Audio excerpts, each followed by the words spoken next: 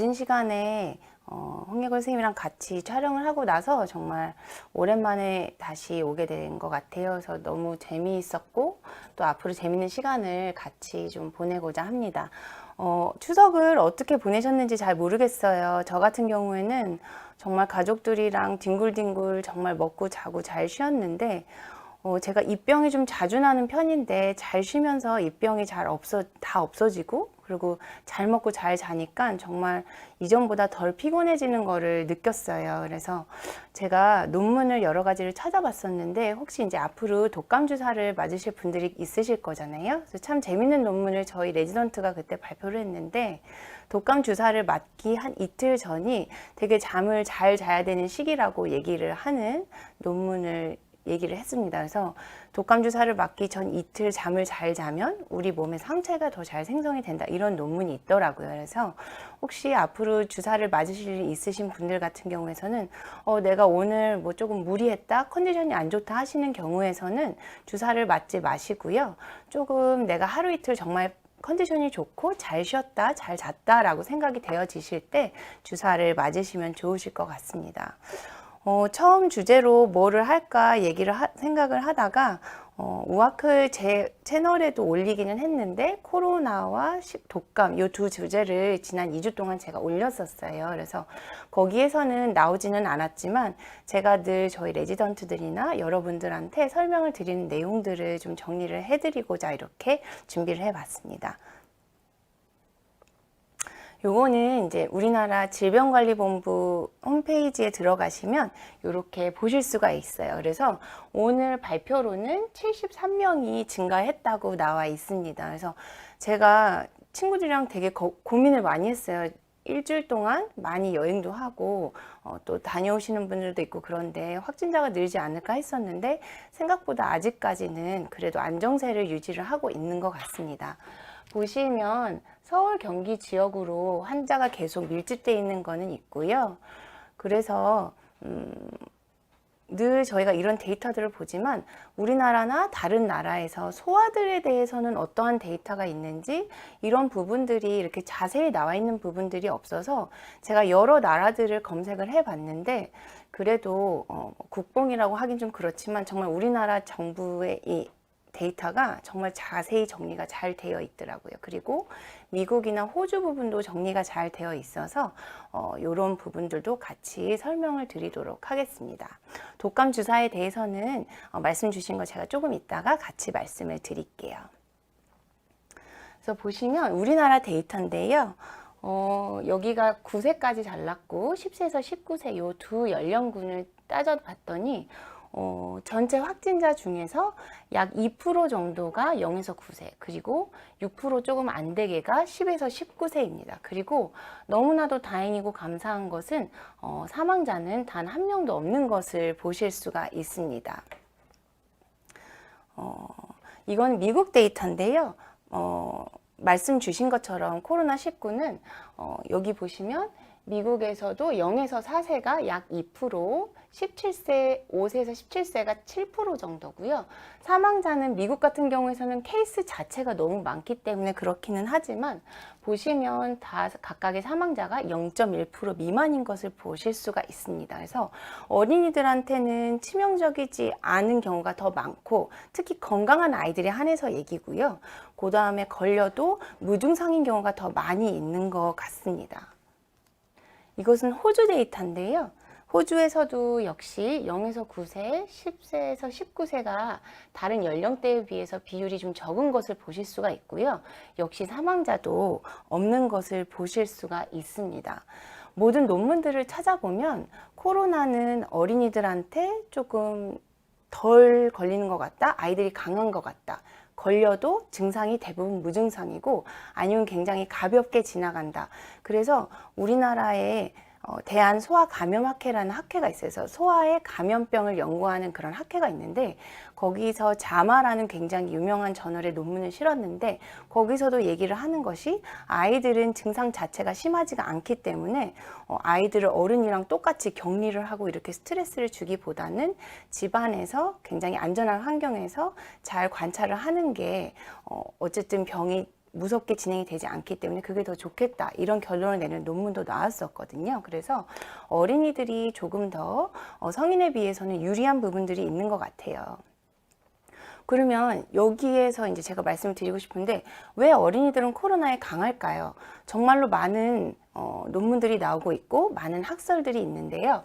보시면 가장 1번은 저희 아이들만 봐도 사회 활동이 정말 적어요. 그래서 큰아이 같은 경우에는 학교를 가지 않기 때문에 집으로 오시는 가정 방문 선생님을 제외하고는 만나는 친구들이 거의 없거든요. 저희 둘째는 할 수 없이 유치원을 맨날 가지만 그 유치원 그 몇 명 안에서만 사회활동을 하기 때문에 컨택 자체가 적기 때문에 그 바이러스를 만나는 기회가 적은 것이 가장, 바이러스랑 싸운다고 알려져 있는 세포가 T세포예요. 그래서 이 T세포들이 우리 몸에서 굉장히 많은 바이러스들이랑 싸우면서 여러 가지 군인들이 준비가 되어 있는데, 어린아이들 같은 경우에서는 성인에 비해서 굉장히 많은 감기 바이러스들에 노출이 되기 때문에 정말 많은 군인들이 준비가 돼 있다가 코로나19가 들어오니까 내가 이전에 만난 애랑 비슷한 애 같은데? 그러면서 걔네들이 교차로 싸워주기 때문에 아마 그런 효과가 있지 않을까. 그 다음에 아이들을 키워보시면 아실 거예요. 만 12세가 돼야지 예방주사가 완전히 끝나거든요. 기본 예방주사가 끝나기 때문에 그 수많은 예방주사를 맞아오면서 우리 몸에서 면역 세포들이 굉장히 활발하게 움직이고 면역이 굉장히 강해지면서 이런 부분들이 조금 보호 효과가 있지 않을까. 그리고 AC 단백질이라고, 이게 이제 우리 몸에 코로나 바이러스가 세포 안으로 들어올 때 이렇게 문 역할을 해주는 그런 수용체인데요. 이 수용체가 성인에 비해서 아이들이 조금 덜 발달이 돼 있다, 미숙하다라고 얘기를 해서 뚫고 들어오는 게 쉽지 않기 때문이다, 이런 가설들도 굉장히 많이 있고요. 그 다음에 최근 들어서 또 나온 논문인데, 면역 시스템이 발달 과정이 있기 때문이다. 그래서 굉장히 어릴수록 선천성 면역, 그래서 군인 세포들이 어떠한 특정한 바이러스, 어떠한 특정한 세균에 대해서 딱 준비된 게 아니라 얘 나쁜 애 같아, 얘 나쁜 애야, 이런 식으로 이렇게 뭉뚱그려서 공격을 해주는 선천성 면역이 있는데, 선천성 면역에서 이제 성인이 될수록 특수한 그러한 면역들이 후천적 면역으로 저희가 이제 발달을 해가게 되는데, 이 두 개가 실은 성인도 아이도 다 있지만 소아가 어릴수록 더 선천성 면역이 강하거든요.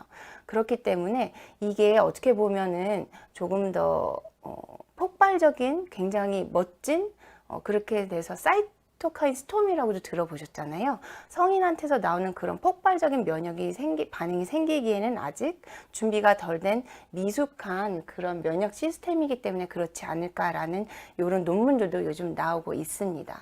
그래서 여러 가지 이유들로 어린이들은 코로나에 조금 강한 모습을 보이고 있는 거고요. 그렇다고 걸리지 않는다는 얘기는 아닙니다. 그리고 말씀드렸다시피 무증상으로 바이러스를 가지고 다니면서 여기저기 퍼뜨릴 수가 있기 때문에 정말 우리 아이들도 어른들과 똑같이 조심을 해주셔야 되는 게 맞는 것 같습니다.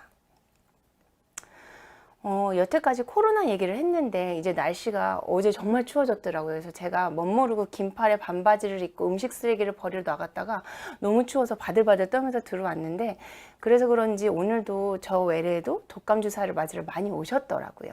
이제는 코로나와 독감이 교집합이 되는 굉장히 무시무시한 시기가 왔습니다. 그래서 이 시기에 우리가 코로나, 특히 소아의 코로나는 이런 특징이 있다는 것을 알았기 때문에, 그러면 독감, 그리고 코로나와 독감이 같이 가는 시대에는 우리가 어떻게 해야 되는지 이러한 부분들을 조금 한번 리뷰를 해볼까 합니다. 그래서 코로나19가 독감철에 미치는 영향. 제가 이 논문을 좀 많이 찾아봤는데요. 어떻게 보면 중국에서는 11월 말부터 이제 코로나19 바이러스가 계속 문제가 되다가 이제 1월이 되면서 폭발적으로 우한에 굉장히 많이 생겨나고 또 전역으로 퍼지게 됐는데요. 보면은 코로나가 있는 상황에서 독감이 어설프게 그때는 왔던 것 같아요. 그래서 1월 초에는 코로나가 두 가지의 역할에 어떠한 영향이 있는지를 정확히는 알 수가 없는 것 같고요. 우리나라 같은 경우에서도 설 이후에 굉장히 문제가 됐기 때문에 이미 독감이 유행을 하고 있는 시기에서 코로나가 왔거든요. 그렇기 때문에 어떻게 보면은 정확히 코로나가 독감에 어떠한 영향을 미친다 이런 걸 보여주기는 조금 일렀던 것 같아요. 근데 논문에 제가 찾아본 논문에서 뭐라고 나왔냐면 홍콩, 대만 그리고 중국에서는 확실히 이전 연도들보다는 독감 환자가 줄었다. 그리고 한국 같은 경우에서는 독감 환자가 크게 줄어든 것 같지는 않았지만 어쨌든 전반적으로 독감 검사를 하는 수 자체가 줄어드는 것을 볼 수 있었다. 이런 논문이 있었거든요. 근데 제가 보기에는 패턴은 조금 다른 것 같아요. 그래서 뒤에서 제가 그래프로 보여드릴 거거든요. 근데 금년도에 코로나가 유행하고 있는 상황에서 독감이 찾아왔던 나라들이 있습니다. 바로 남반구죠. 남반구는 북반구랑 계절이 반대여서 저희가 이제 장마로 허덕이고 그 폭우 속에서 허덕이고 있을 때 그 남반구 쪽은 굉장히 추운 겨울철이었습니다. 그래서 코로나가 이미 만연한 상태에서 독감이 찾아온 그러한 첫 케이스들이었죠. 근데 제가 호주의 그런 데이터들을 살펴보니까 거기서 얘기하기로는 확실히 독감 환자가 줄었다. 하지만 이전 연도에 비해서 독감 환자들이 증상이 막 더 심하거나 더 아웃컴이 더 나쁘지 않아, 그러니까 환자들이 많이 죽거나 더 많이 뭐 중환자실에 입원하거나 그런 케이스가 더 늘지는 않았다 이렇게 얘기를 하고는 있더라고요.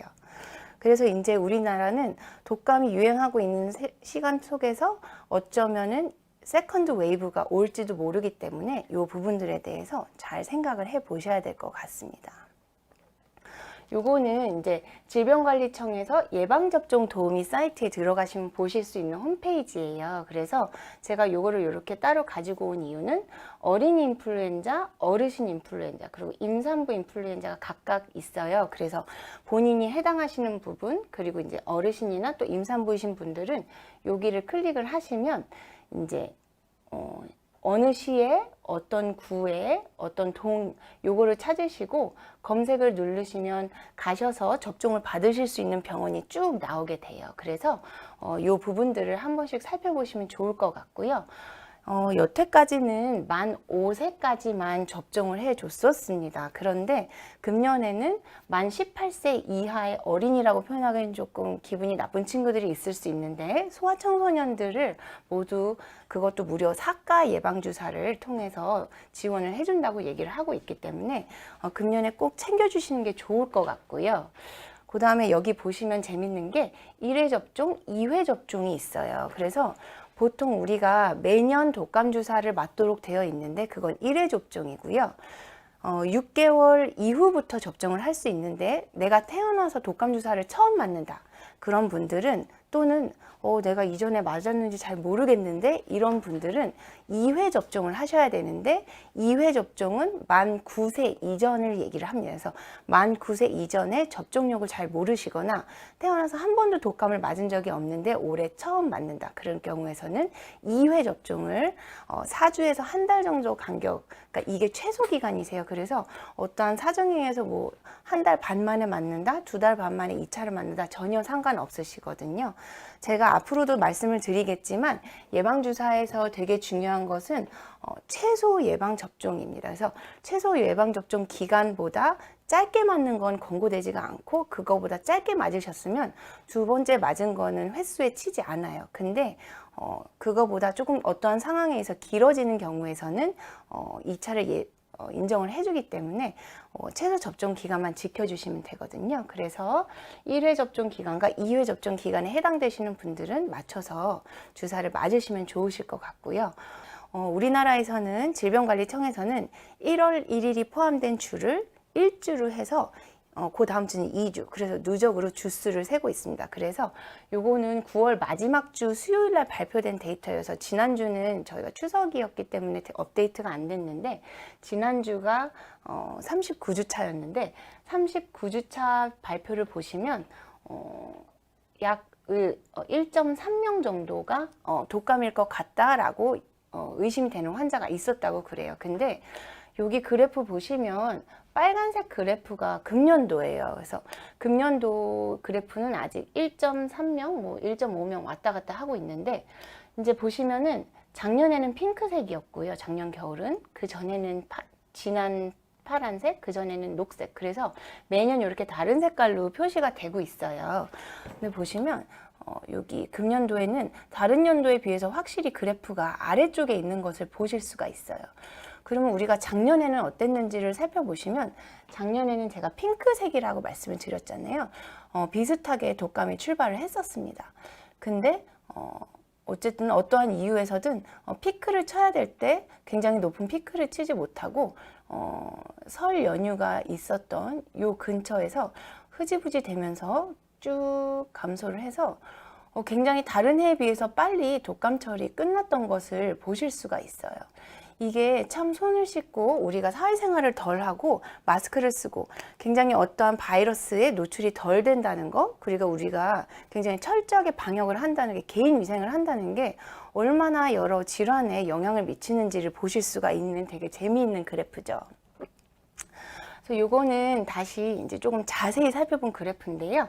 보시면 2018, 19, 그러니까 2년 전에는 처음에 이렇게 A형이 한번 유행을 하고 이제 새로운 해가 됐죠. 새로운 해가 돼서 초봄에 다시 이렇게 B형이 유행을 하고 끝나게 됩니다. 그래서 이게 어떻게 보면 굉장히 전형적인 우리나라의 독감 유행 분포예요. 그래서 11, 12월이 되면서 A형 독감이 쭉 올라갔다가 내려가면서 조금 좋아지는 것 같다가 이제 겨울 초봄이 되면은 다시 B형이 유행을 하고 이제 4월 달이 되면서 다시 감소를 하는 양상을 보이는데, 작년 보시면 시작은 비슷했어요. 시작은 비슷했는데 이렇게 쭉쭉쭉 올라가다가 흐지부지 내려가고 다시 여기 B형이 올라가야 되는 유행 그래프가 없는 것을 보실 수가 있어요. 그래서 작년도에서는 A형만 유행을 하고 B형은 별로 빛을 못 봤던 것 같아요.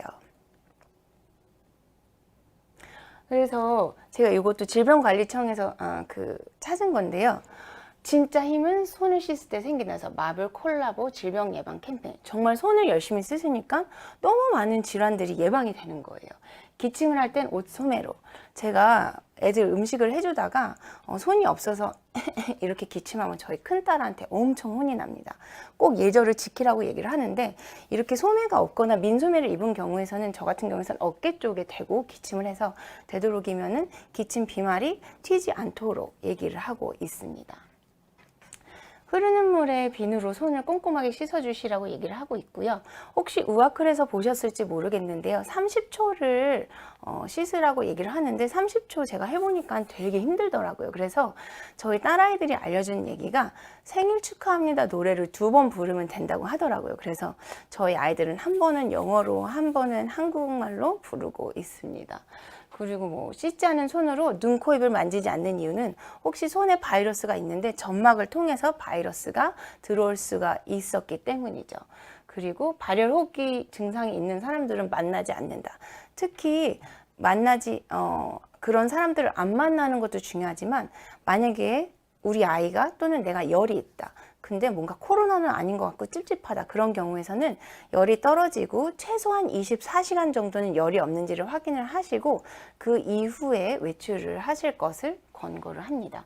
그리고 마스크를 꼭 사용을 하고, 특히 임산부 65세 이상 만성 질환자는 꼭 이런 부분들을 준수를 해달라고 말씀을 드리고 있습니다. 여기 보시면 또 재미있고 되게 복잡한 그래프예요. 그래서 이 새빨간 그래프는 인플루엔자입니다. 그래서 보니까 2017년, 18년 넘어갈 때 굉장히 인플루엔자가 많이 유행을 했었네요. 그리고 이건 작년도인데 재미있는 것은 여기 이 하늘색은 전반적인 모든 바이러스라서 크게 신경 쓰실 필요는 없고요. 옅은 하늘색이요. 여기 보시면 정말로 현란하게 많은 그래프들이 막 왔다 갔다 거리고 있어요. 근데 금년도를 보시면 8주 이후에서는 정말로 바이러스 그래프들이 굉장히 조용합니다. 그래서 바이러스들이, 우리는 코로나를 예방을 하기 위해서 많은 개인위생과 방역을 지켰지만 실은 이게 모든 호흡기 바이러스에도 마찬가지였다. 그래서 뭐 이런 말씀 드리면 조금 안 된다고는 하지만, 저희 둘째 딸이 굉장히 콧물을 늘 달고 살아요, 환절기에는. 근데 이번에는 콧물약을 별로 안 사 먹었던 그런 기억이 납니다. 그리고 저희 딸뿐만이 아니라 제가 만나는 친구들마다 하는 얘기가, 야, 소아과 어떡해? 야, 우리 아이들이 병을 한 번도 안 갔어. 나는 좋은데 소아과 선생님들 어떡하냐? 이렇게 얘기를 하고 있더라고요. 생일 축하송 말고 아기 상어송도 있다고 코멘트가 있으니까요. 여러 노래들을 한번 개발을 해봐 주셔도 좋을 것 같습니다. 근데 재밌는 것은 요번 여름철에 제가 수족구 환자를 한 명도 못 봤어요. 그리고 제 주변에서 약간 수족구 비슷한 발진이 있다고 사진을 본 친구는 딱 한 명이었어요. 제가 여름철이 되면 제 카톡이 여러 가지 이유로 바빠요. 열이 난다, 애들이 머리 아프면서 토한다, 몸에 발진 생겼다, 어떻게 하냐 늘 물어보는데 금년에는 유난히 제 카톡이 조용했었고요.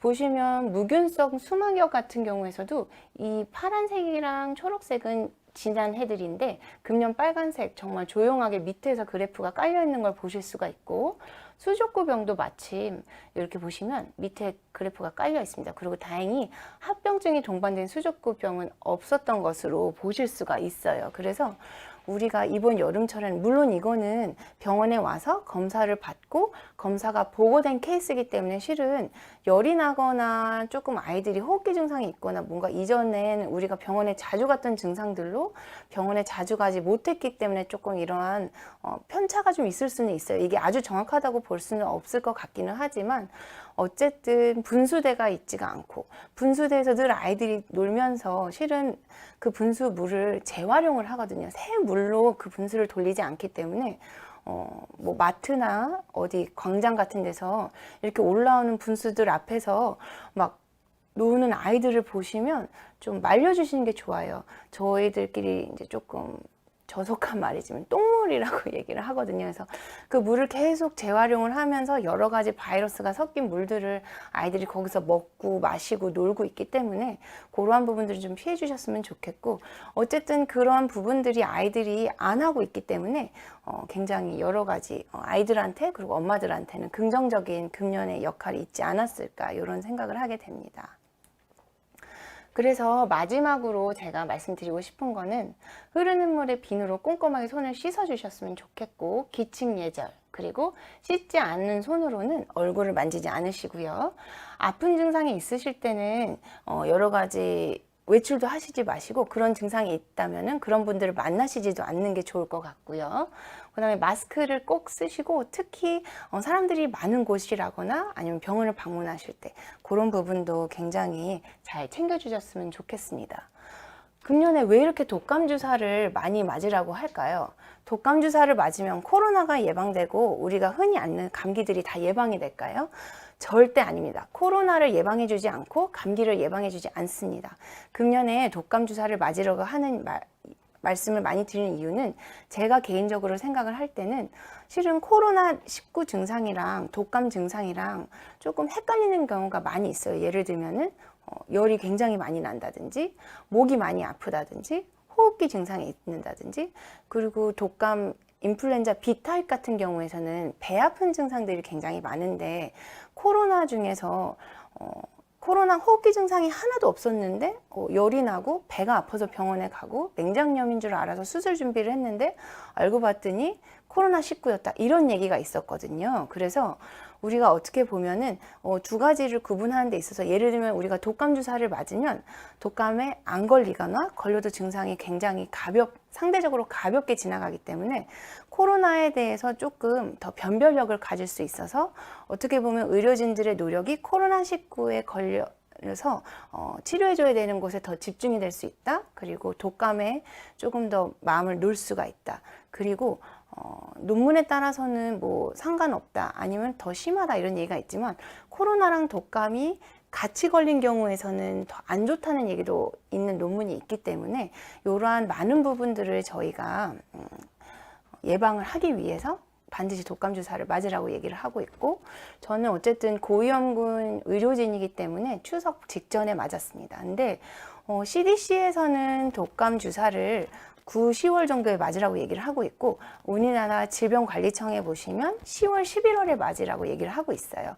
독감 주사 후에 항체 생성은 저희가 보통 2주 후에 생긴다고 얘기를 하고 있기 때문에 늦어도 11월 말까지는 완료를 하세요 라고 말씀을 드리는 이유가, 12월부터는 유행을 굉장히 많이 할 거기 때문에 적어도 2주 안에 항체를 빨리 만들어서 우리가 예방을 해야 된다라고 얘기를 하려고 그 전까지 예방주사를 마치라고 말씀을 드리거든요. 그래서 반드시 그런 부분들을 기억을 해주셨으면 좋겠고요.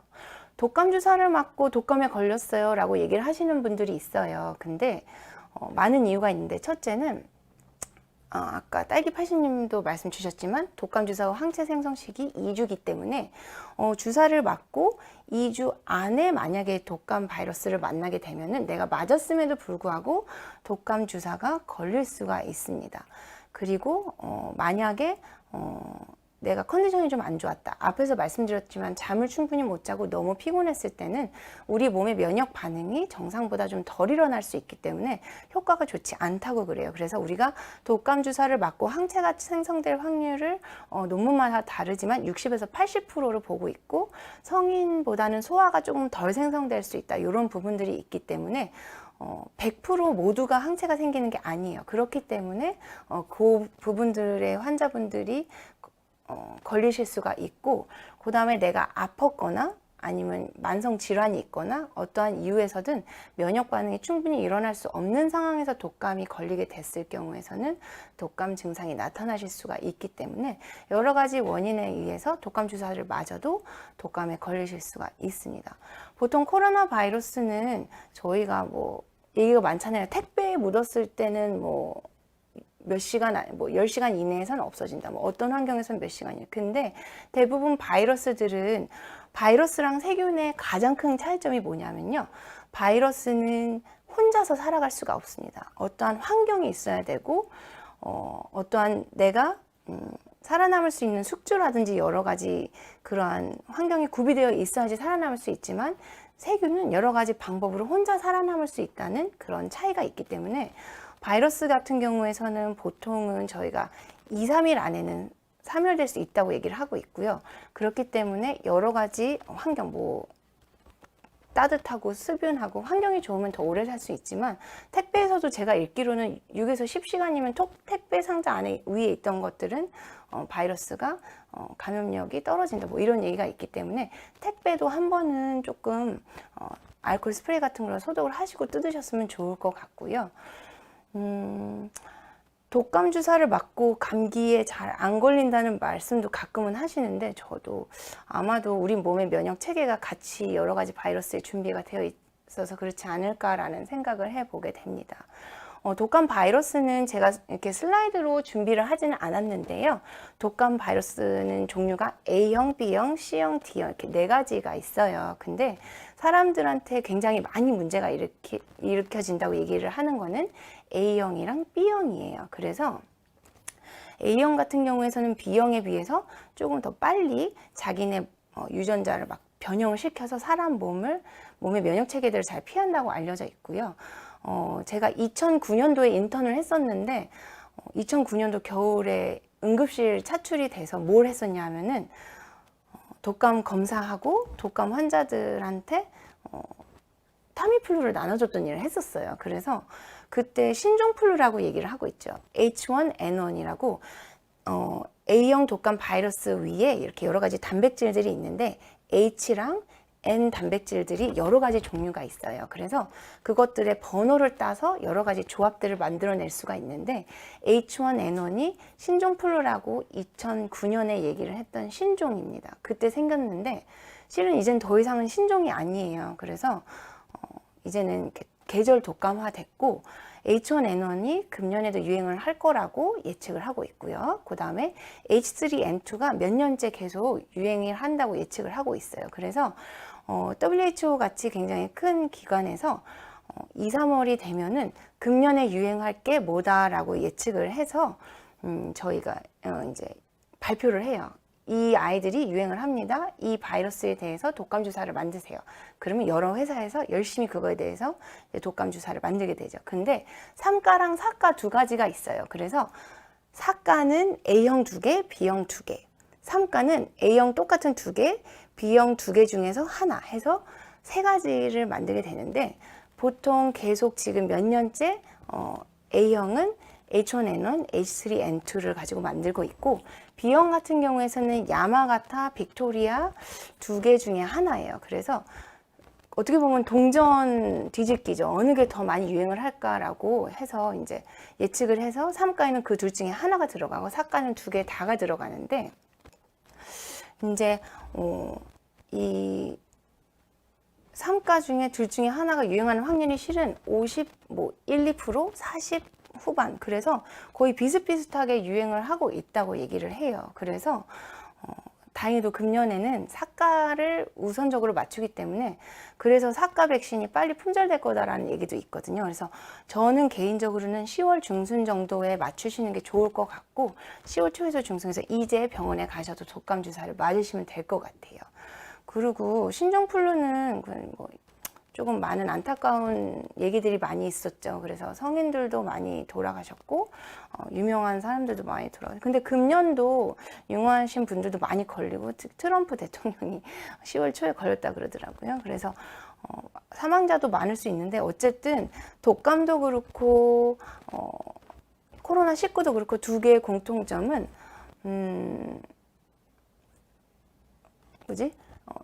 기저질환이 있는 분들은 특히 사망률이 확 올라가기 때문에 어쨌든 기저질환이 있으신 분들은 조심을 하셔야 되고요.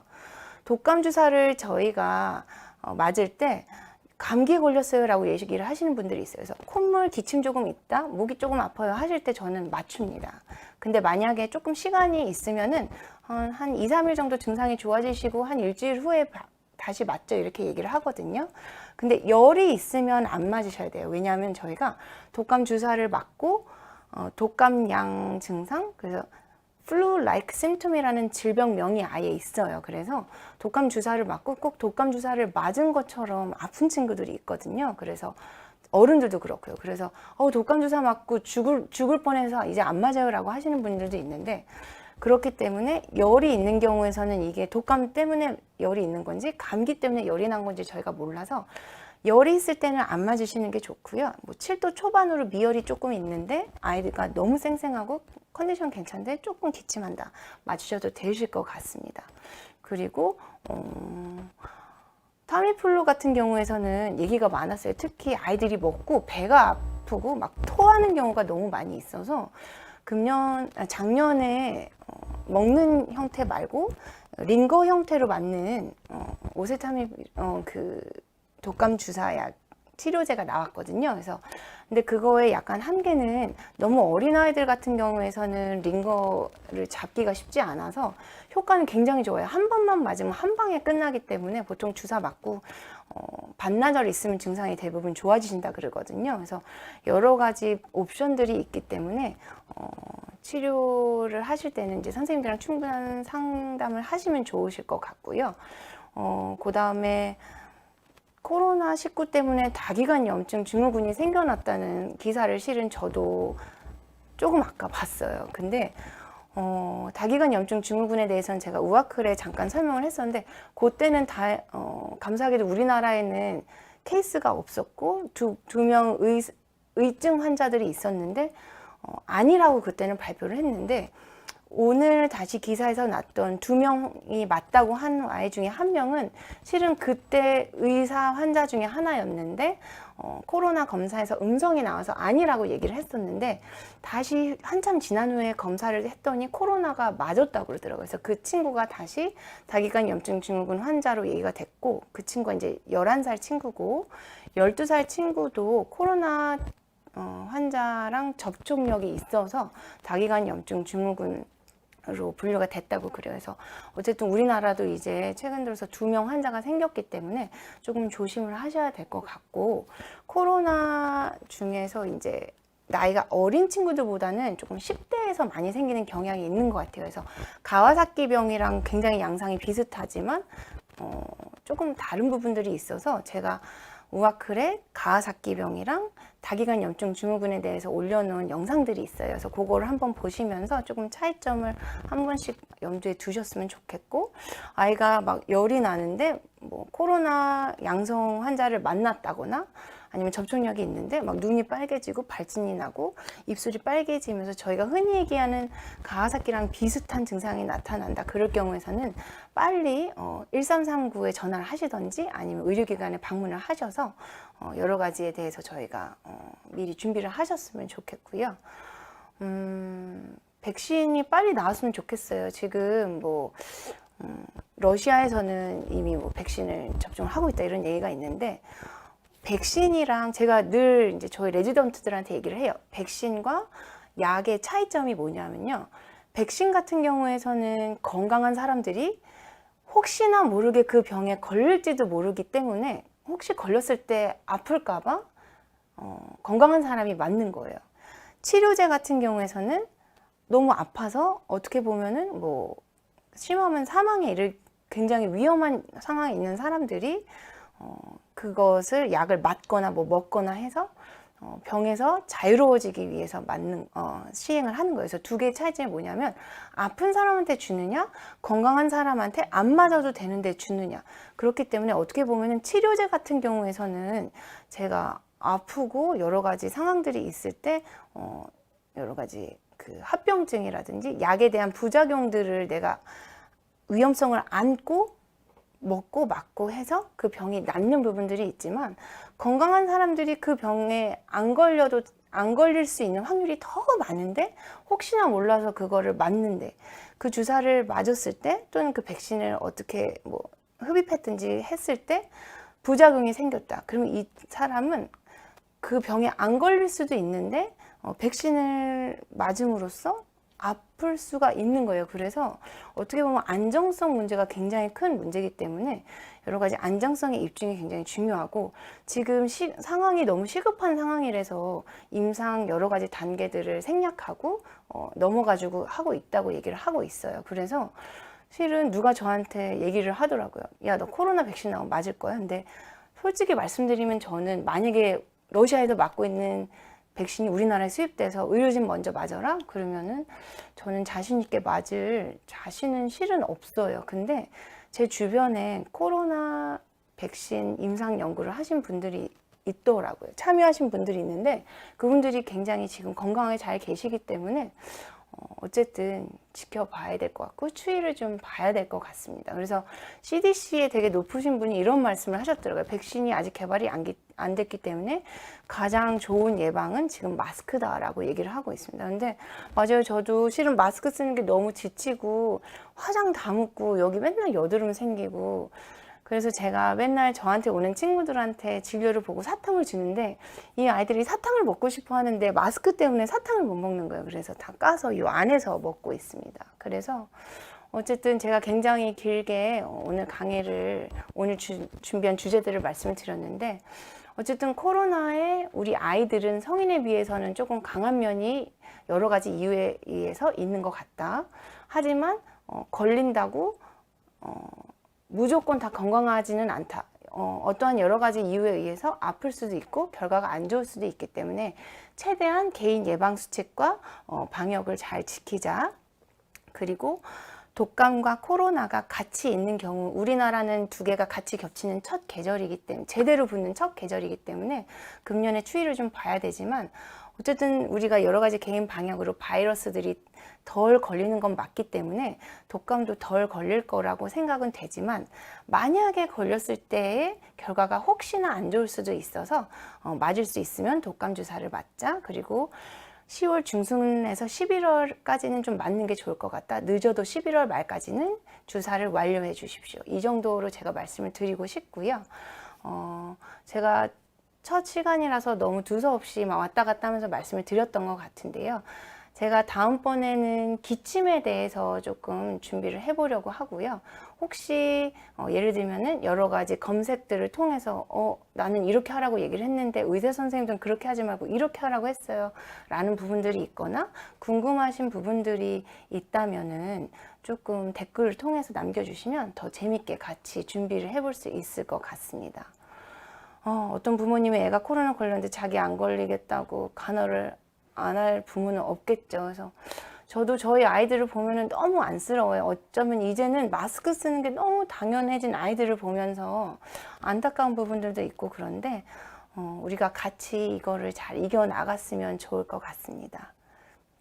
긴 시간 시청해 주셔서 너무 감사합니다.